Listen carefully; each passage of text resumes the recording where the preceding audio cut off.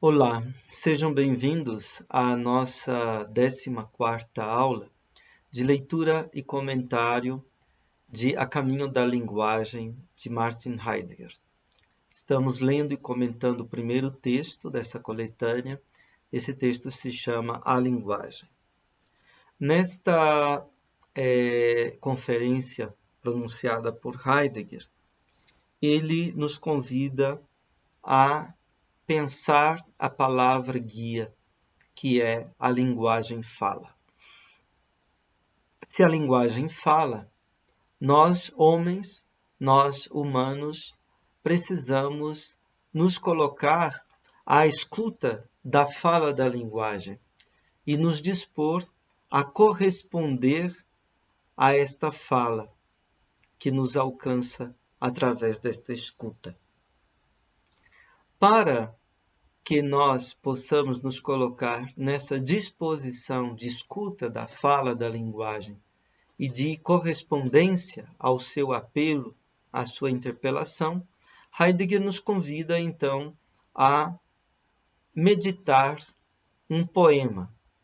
Este poema se chama Uma Tarde de Inverno, de Georg Trakl.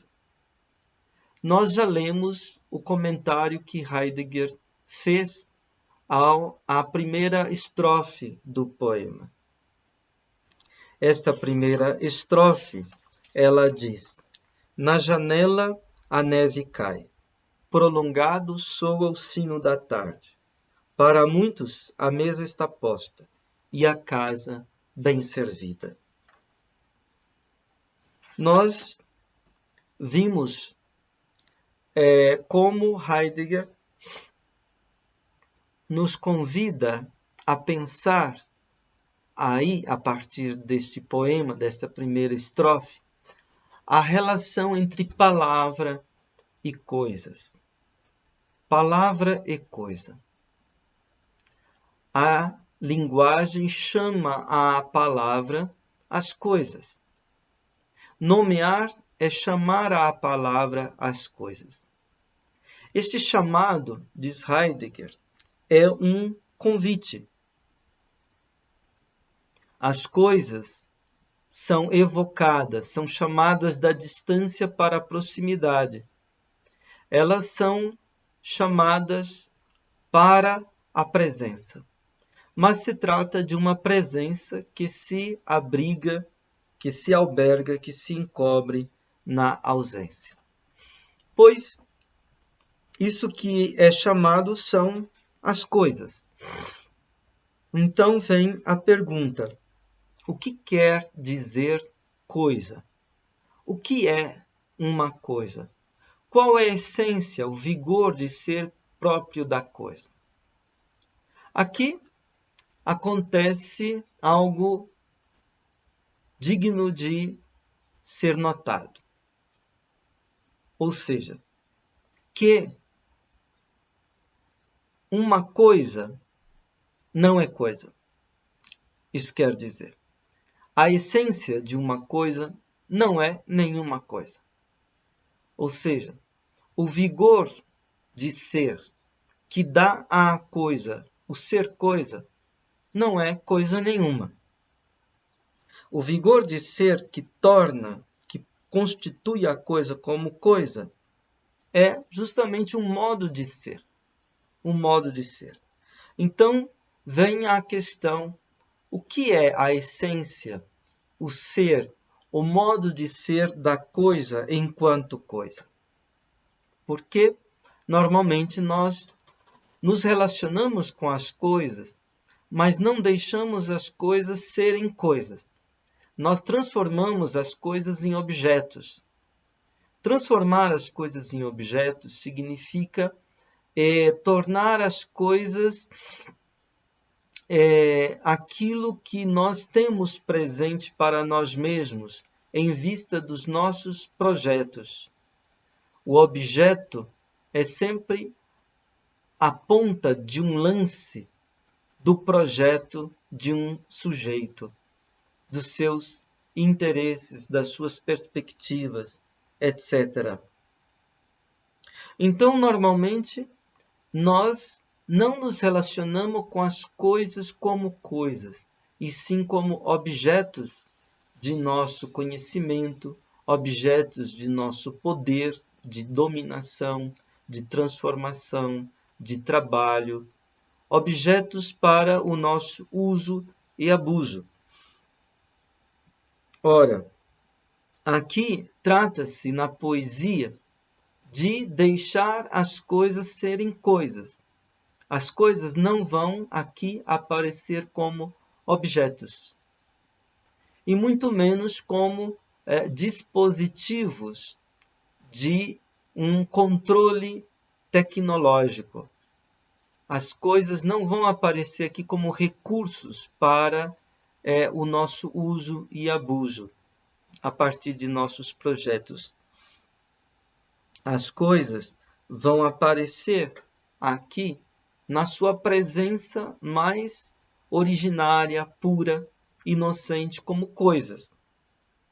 E coisas, nós vimos, é aquilo que concerne aos homens. Então, não podemos pensar o ser coisa da coisa, a não ser entendendo que esse ser se relaciona com o homem.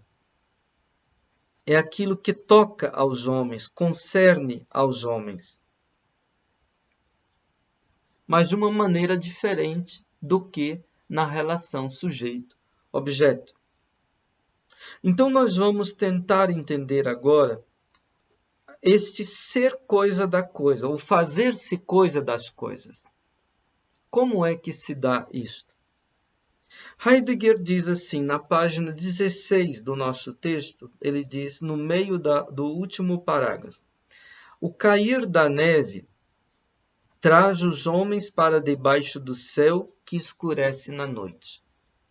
O soar do sino da tarde traz os homens enquanto mortais para diante do divino. Casa e mesa ligam os mortais à terra. As coisas aqui nomeadas, ou seja, evocadas, recolhem junto a si céu e terra, os mortais e os divinos. Os quatro são a unidade originária de ser em relação ao outro. As coisas deixam a quadratura dos quatro nelas perdurar. E se deixar perdurar em reunindo é o que faz das coisas coisa. Mundo é o nome que damos à quadratura de céu e terra, mortais e divinos, que perdura com unidade no fazer-se coisa das coisas. Então, até aqui, vamos comentar esta passagem. Nesta passagem, Heidegger nos sugere que o ser coisa da coisa é reunir um quarteto, um Geviert. Geviert, Ge significa reunião, o reunido. Viert vem de vier, que é quatro. Então, traduzimos por quarteto, quaternidade, quadratura. Então, Heidegger diz que o ser coisa da coisa consiste em recolher os quatro em sua quaternidade, em seu quarteto. Recolher é a palavra logos em grego. Então, a coisa é um logos, uma reunião, um recolhimento. Recolhimento, concentração de quê? Dos quatro. Que quatro? O céu e a terra. Os mortais e os divinos, ou o divino. Esses quatro são recolhidos numa unidade. A coisa, ela recolhe esta unidade dos quatro. Então, Heidegger começa dizendo, nessa estrofe: na janela a neve cai, prolongado soa o sino da tarde, para muitos a mesa está posta e a casa bem servida. Então, ele diz, o cair da neve traz os homens para debaixo do céu que escurece na noite. O soar do sino da tarde traz os homens enquanto mortais para diante do divino. Então, céu, mortais e divino. 3 momentos dessa quaternidade. Depois ele diz, a casa e mesa ligam os mortais à terra. Aqui entra o quarto momento dessa quaternidade, dessa quadratura, como traduz aqui a Márcia, né? Que é a terra. Então ele diz, as coisas aqui nomeadas, ou seja, evocadas, recolhem junto a si céu e terra, os mortais e os divinos. Depois Heidegger diz, os 4 são a unidade originária de ser em relação ao outro. Ou seja, se falamos do céu, o céu evoca a terra. Se falamos da terra, a terra evoca o céu. Se falamos de céu e terra, evoca os mortais, os humanos. Os humanos mortais evocam os divinos, os imortais, e assim por diante. Então nós temos um ser um para o outro, originário, entre os 4 dessa quadratura. E Heidegger diz, as coisas deixam a quadratura dos 4 nelas perdurar. Então isto é aquilo que os gregos diziam de parousia, né? De presença, vigência. As coisas deixam perdurar nelas a quadratura dos 4.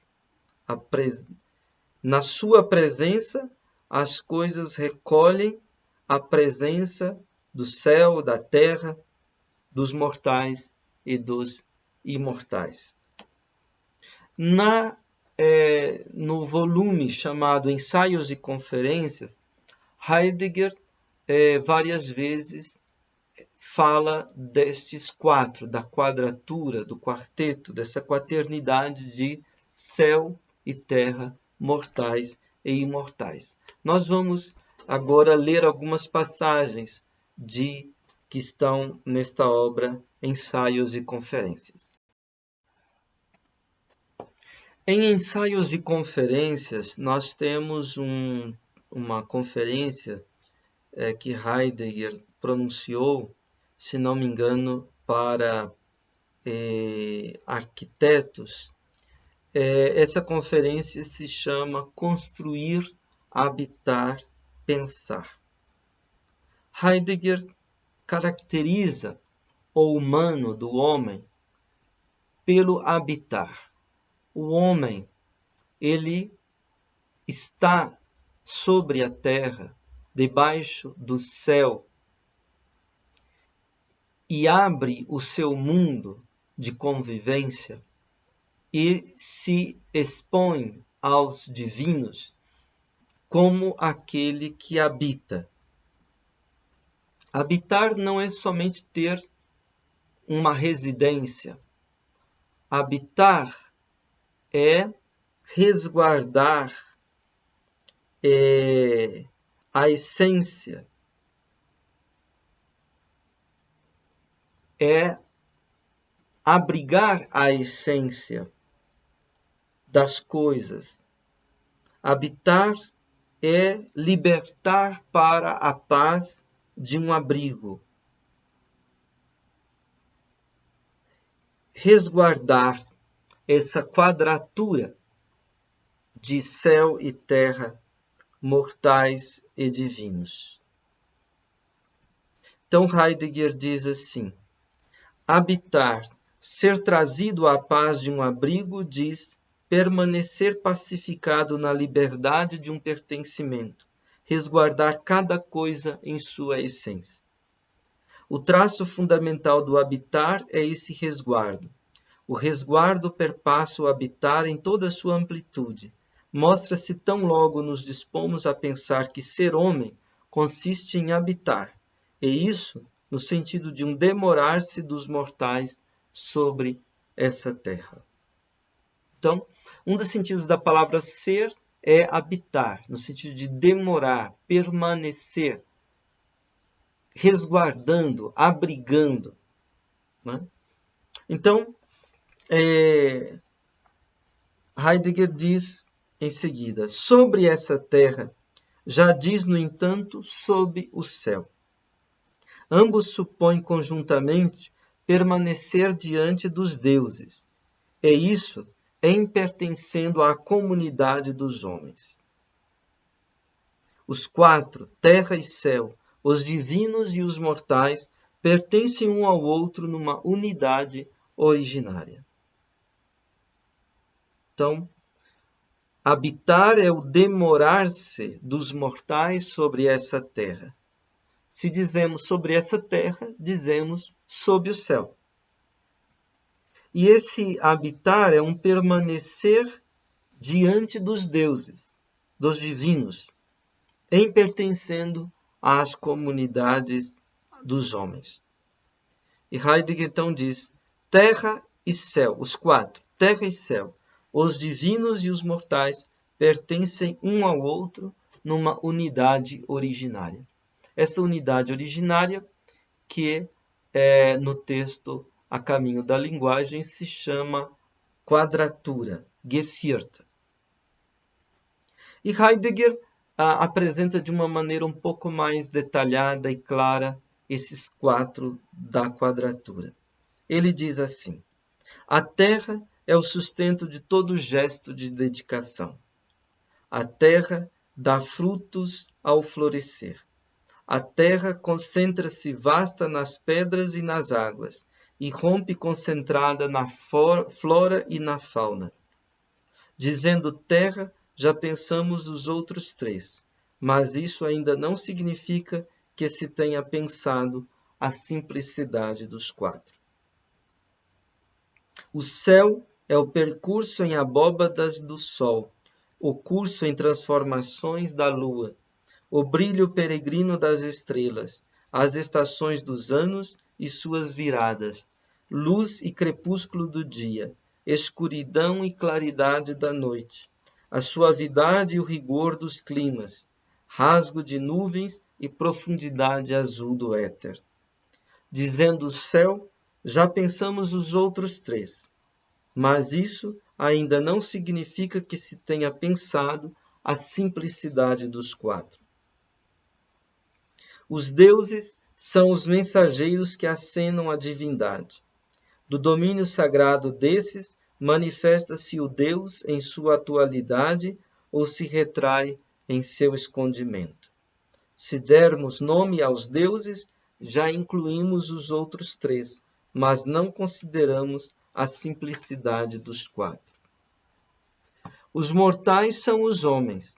Chamam-se mortais porque podem morrer. Morrer diz ser capaz da morte como morte. Somente o homem morre, e na verdade, somente ele morre continuamente, ao menos enquanto permanecer sobre a terra, sob o céu, diante dos deuses. Nomeando os mortais, já pensamos os outros três, mas isso ainda não significa que se tenha pensado a simplicidade dos quatro. Então vemos aqui nessa passagem Heidegger nomear a riqueza de fenômenos. Quando falamos céu, não é uma coisa, um objeto diante de nós. Céu é toda uma riqueza de fenômenos. São os fenômenos do sol, da lua, das estrelas, das estações dos anos, dos climas, são os fenômenos da claridade, da escuridão, claridade do dia, escuridão da noite, das nuvens, do azul do éter, né? Então, céu é toda esta paisagem que se abre de todos esses fenômenos. Não é nenhuma coisa, não é nenhum objeto, mas é toda essa dimensão e horizonte de fenômenos. Quando falamos terra, terra também não é nenhum objeto. Terra é toda uma dimensão de fenômenos também. né? Terra é a sustentação da vida, a sustentação da fauna e da flora, das plantas, dos animais. Terra está presente nas águas, nas rochas, das montanhas, né? Então, terra é toda essa ambiência, é todo esse elemento em que vivem as plantas, os animais, em que vivem todos os viventes, esse acolhida das águas, né? Das rochas, etc. Quando falamos de deuses e do Deus, também aí temos uma dimensão. Deuses e Deus não são objetos, né? Deuses e Deus é aqui uma dimensão de um modo de ser. É a dimensão do extraordinário. É a dimensão do mistério. Essa dimensão que é a culminância, que é a plenitude do mistério de ser, que cintila. E essas cintilações do mistério de ser, em toda a sua culminância e em toda a sua pujança, isso é o que os antigos chamavam deuses, né? E o Deus, né? Então os deuses aqui aparecem como mensageiros, né? Nós diríamos anjos, né? A palavra anjos, angelos em grego, quer dizer justamente mensageiros. Então os deuses são mensageiros do Deus, né?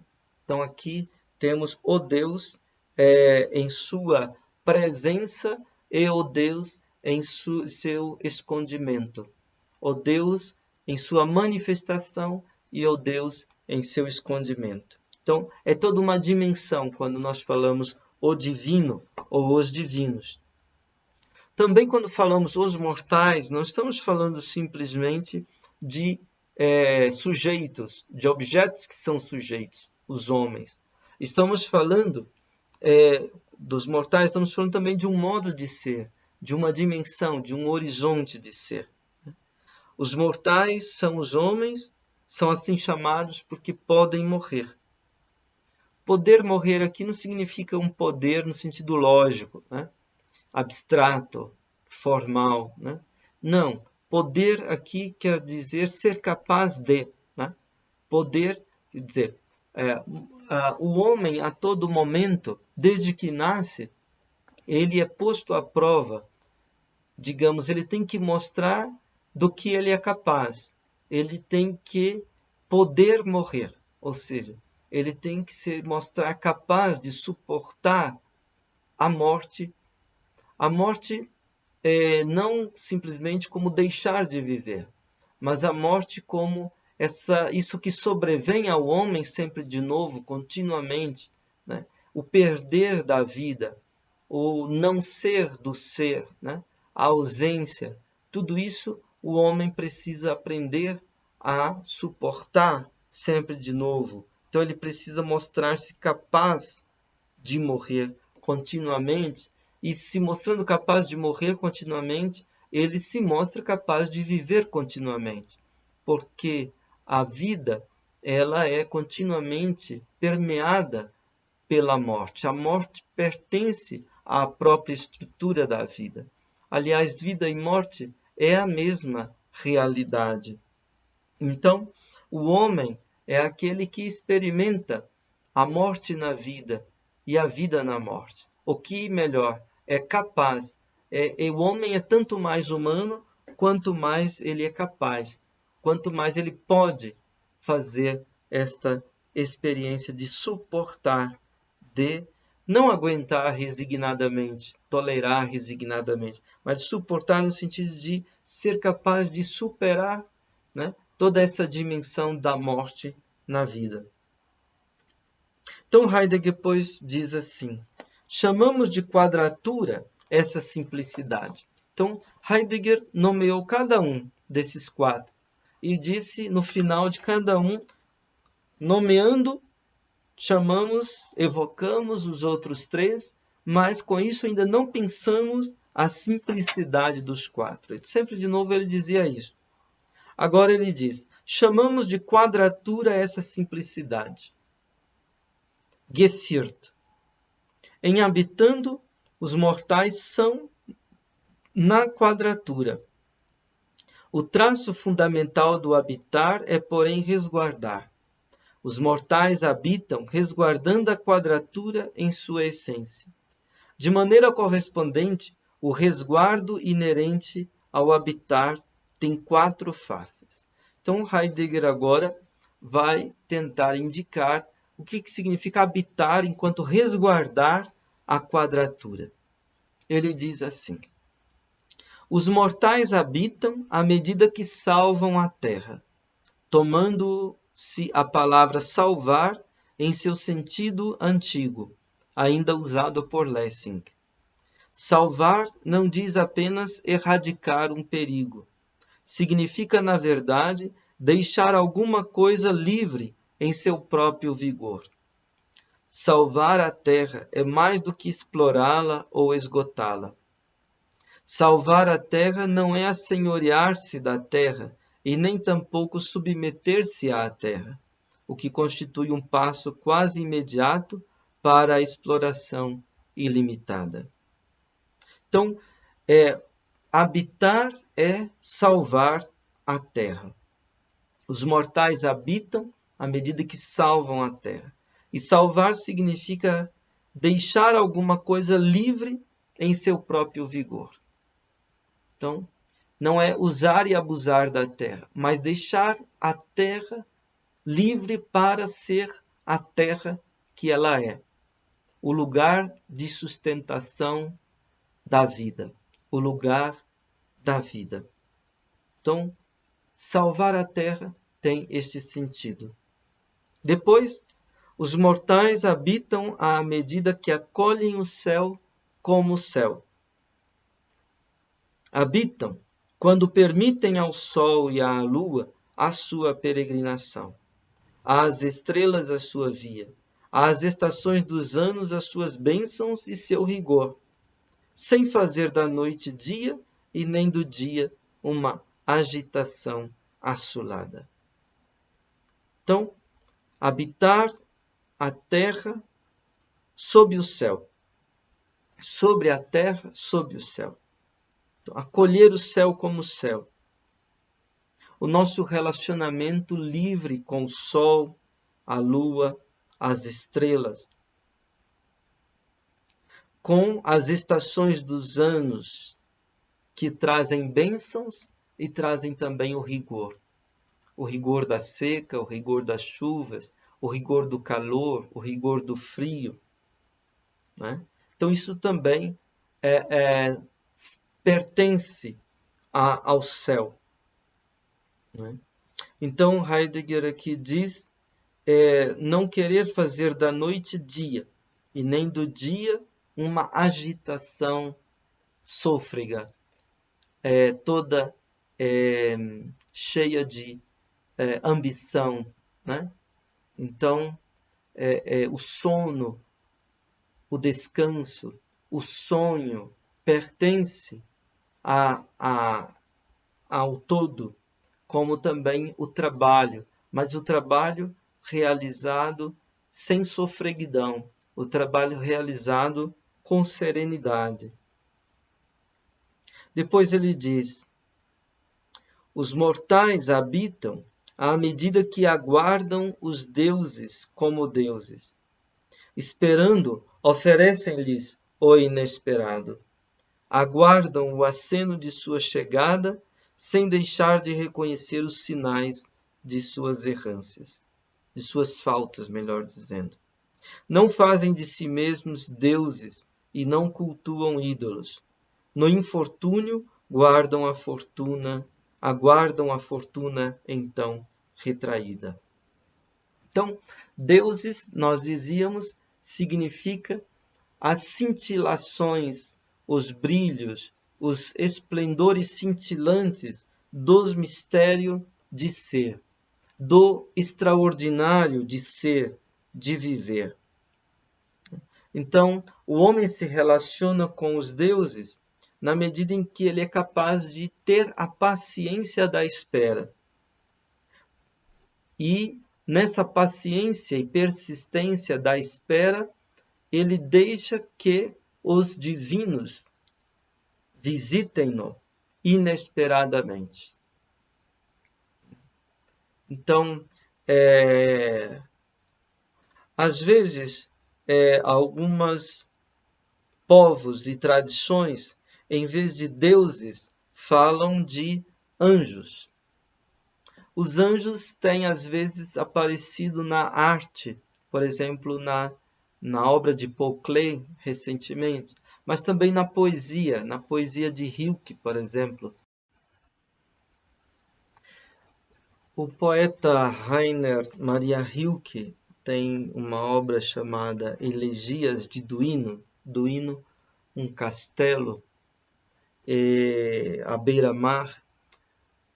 Rilke, no momento em que estava preocupado com as questões de sua própria vida e subsistência, etc., andando à beira de uma falésia, ele como que escuta o primeiro verso dessa elegia que ele depois escreve. E diz assim: se gritasse, quem das legiões dos anjos escutaria o grito? E mesmo se inesperadamente um deles me acolhesse no coração, sucumbiria à sua existência mais forte, pois o belo não é senão o princípio do espanto que mal conseguimos suportar. E ainda assim o admiramos, porque sereno deixa de nos destruir. Todo anjo é espantoso, e por isso me contenho e refreio o apelo de um soluço obscuro.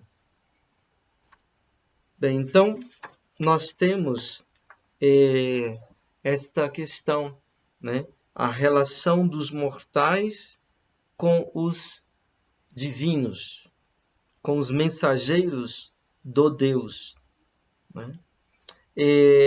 Então, essa relação como espera do inesperado.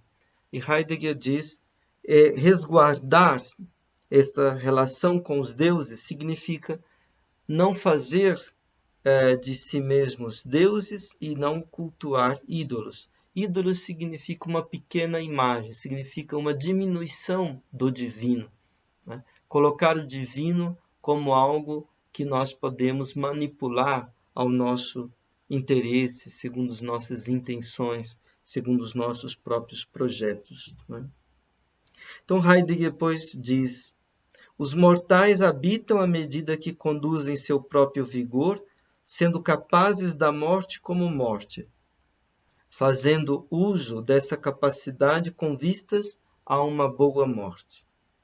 Conduzir os mortais ao vigor essencial da morte não significa de modo algum ter por meta a morte, entendida como o nada vazio. Também não significa ofuscar o habitar através de um olhar rígido e cegamente obcecado pelo fim. Então, chamar o homem de mortal significa colocá-lo em face dos deuses que são imortais, né? Na diferença para com eles, ao mesmo tempo que no pertencimento para eles, e significa que o homem precisa sempre de novo mostrar-se capaz de suportar a sua própria mortalidade. Mortalidade que não se dá apenas no momento da morte, mas mortalidade que o homem vai experimentando em todos os limites, em todas as perdas da vida. Então, nós temos aqui esse resguardar e cuidar da mortalidade. Não significa o homem ignorar a morte, mas também não significa o homem ficar obcecado pela morte, ter por meta a morte, entendendo a morte como um nada vazio, né? Se o homem souber se relacionar apropriadamente com a morte, quem sabe o nada da morte apareça como a testemunha mais forte do ser em seu mistério. Heidegger depois diz: salvando a terra, acolhendo o céu, aguardando os deuses, conduzindo os mortais, é assim que acontece propriamente um habitar. Acontece enquanto um resguardo de 4 faces da quadratura. Resguardar diz abrigar a quadratura em seu vigor de essência. O que se toma para abrigar deve ser velado.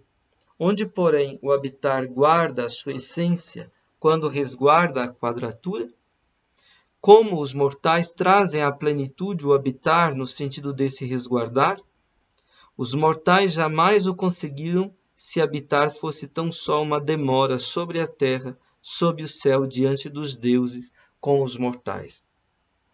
Habitar é bem mais um demorar-se junto às coisas. Enquanto o resguardo, o habitar preserva a quadratura naquilo junto a que os mortais se demoram, nas coisas. Então, Heidegger acrescenta que aos 4, a quadratura, as coisas. São as coisas que recolhem os 4, a quadratura, que realizam a unidade, o recolhimento, a simplicidade dos 4. E o habitar humano é justamente o habitar junto das coisas. Nós somos convidados, então, a entender a linguagem também como um modo de resguardar a quaternidade na sua simplicidade, na medida em que nós habitamos junto das coisas. Habitar é bem mais um demorar-se junto às coisas.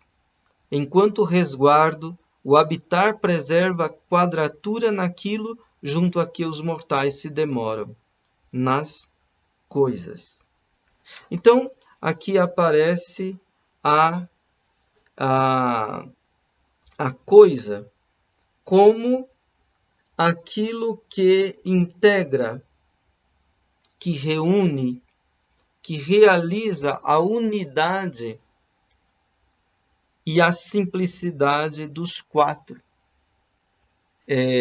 de céu e terra, mortais e imortais. Nós vamos guardar isso em mente na interpretação deste texto de A Caminho da Linguagem. Né? Esse texto, voltando agora ao texto Caminho da Linguagem que estávamos comentando, vamos ver se agora a gente consegue escutar de um modo diferente isto que nós lemos no início da aula. Então Heidegger diz assim: chamar é convidar. A evocação convida as coisas, de maneira que estas possam, como coisas, concernir aos homens. O cair da neve traz os homens para debaixo do céu, que escurece na noite. Céu. O soar do sino da tarde traz os homens, enquanto mortais, para diante do divino, o divino. Casa e mesa ligam os mortais à terra. Então temos os 4 momentos da quadratura nesse momento do comentário, nessa passagem do comentário. Céu e terra, mortais e divinos. Então, a primeira estrofe do poema: na janela a neve cai. O cair da neve nos fala, então, do céu. Depois diz: prolongado soa o sino da tarde. O soar do sino nos fala dos mortais humanos no seu relacionamento com o divino. Para muitos, a mesa está posta e a casa bem servida. Então, aqui falamos do convívio entre os mortais, né? Os mortais que convivem, compartilham o mesmo pão, que são companheiros no caminho da vida, dessa vida mortal. E, ao falar de mesa e de casa, estamos falando também de terra, terra que nos oferece o alimento, casa que nos oferece o abrigo, a estabilidade, a permanência na terra. Depois diz as coisas aqui nomeadas, ou seja, evocadas, recolhem junto a si céu e terra, os mortais e os divinos. Os quatro são a unidade originária de ser em relação ao outro. Então, um está em relação ao outro, o céu em relação à terra, os mortais em relação ao divino e vice-versa. As coisas deixam a quadratura dos quatro nelas perdurar. Então, coisa é esse deixar perdurar a quadratura dos quatro. Esse deixar perdurar em reunindo é o que faz das coisas coisa. Então, o ser das coisas está nesse deixar perdurar reunindo os quatro: céu e terra, mortais e divinos. Mundo é o nome que damos à quadratura de céu e terra, mortais e divinos, que perdura com unidade no fazer-se coisas das coisas. Então, a noção de mundo aqui aparece como esta quadratura de céu e terra, mortais e divinos, quadratura na sua unidade, unidade que as coisas proporcionam. Então, nós vamos ficar por aqui hoje e na próxima vez vamos retornar a este ponto de linguagem e coisas, coisas enquanto coisas e a questão da quadratura e como mundo. Muito obrigado pela sua atenção, pela sua paciência e até a próxima oportunidade.